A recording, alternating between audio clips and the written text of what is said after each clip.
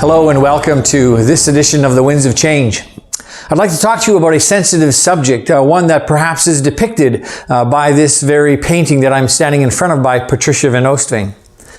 But my cue truly comes from Jonah 1 verse 4, where it says that a great wind and a violent storm came upon the sea where Jonah was. God was getting Jonah's attention.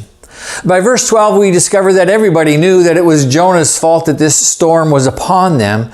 And it's at that moment, I imagine Jonah saying to himself, using words from Paul Simon in that song, I Know What I Know, the words where it says, "Who am I to blow against the wind?"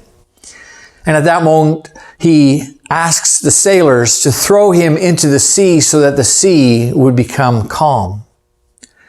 My question as I look at this aspect of the story, that verse 12, throw me into the sea and the sea will become calm.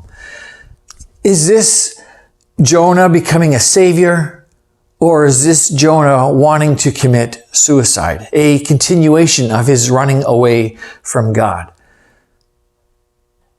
I say suicide because I'm aware that as storms come upon us, as financial storms come upon us, as relational storms come upon us, as situational storms come upon us, as occupational storms come upon us, as COVID storms come upon us, the idea, the thought of committing suicide to end it, to stop the storm, happens to a lot of people. Often it's a fleeting thought there in the back of your mind. I know, because I've had those thoughts myself. I've come across many storms in my life, situational, relational aspects of which I thought this might be the way that it could just all stop. I'd like to say to you, if this is true of you, if you've been having those thoughts, I'd like to say to you an invitation. I want to encourage you to Matthew 11, verse 28. Jesus says it. Come to me, all you who are weary and burdened, and I will give you rest.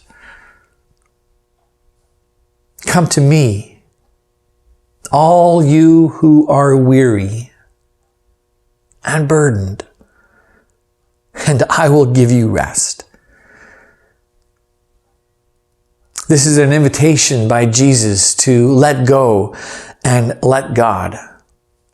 To let go of the outcomes that you perceive that need to happen and to surrender. Yes, surrender to Him. To surrender all that which you hold so tight and to allow Jesus to hold your hand and to hold the outcomes and together to walk through that storm. Why Jesus? He has the ability to tell the storm to be quiet, for the sea to become calm. And He could very well do that for you.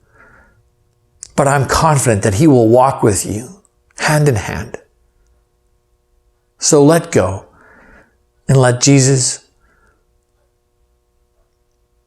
This is my prayer as I pray it for you in the times that you find yourself in. So may the Lord bless you and keep you. Until next time, see you then. Bye-bye.